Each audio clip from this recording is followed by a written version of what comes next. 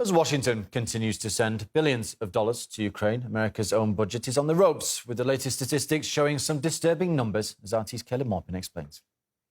Well, the new report shows that in the first 9 months of the fiscal year, the U.S. budget deficit has tripled. Now, that's quite a large increase. Now, it's important to note that the United States is already $32 trillion in debt, and that there has been a rising in expense in financing this debt. The interest payments have increased by 25%. The banks are getting more and more money from the United States taxpayers in order to finance the ongoing debt. Now, in the reports about this problem of the budget deficit and these new reports that we've been seeing in the coverage of mainstream U.S. media, National Public Radio, other outlets have not mentioned a big elephant in the room: Ukraine.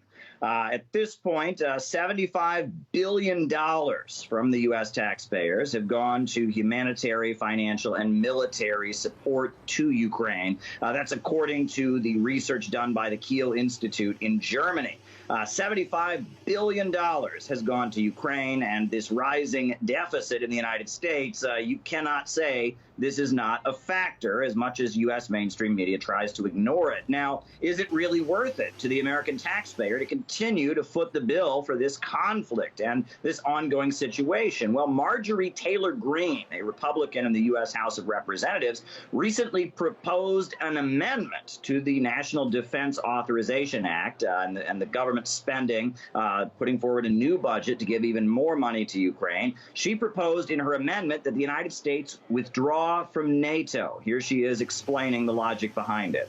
The U.S. has been financing and promising to defend NATO countries for decades and paying more than its fair share. Western European countries could and should be stepping up their financial contributions to ensure the security of NATO.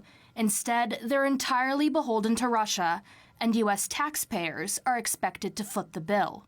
Now, this amendment was voted down, like another amendment put forward by Republican Congressman Matt Gaetz, who proposed there no longer be any security support to Ukraine. This was also voted down. Now, at this point, it appears that more funding for Ukraine from the U.S. taxpayers is going ahead. The White House, at this point, wants to remove the stipulations in the bill for a general inspector to make sure that there is some oversight into how U.S. taxpayer money is spent in Ukraine. The White House doesn't even want that general inspector to be included in the new money that has been given to Ukraine. So it seems like while U.S. living standards are dropping, while living standards across the United States, conditions in the country, crime, the infrastructure of the country is falling to pieces, more and more money is being provided to Ukraine at the expense of the American taxpayers, even though the country is already $32 trillion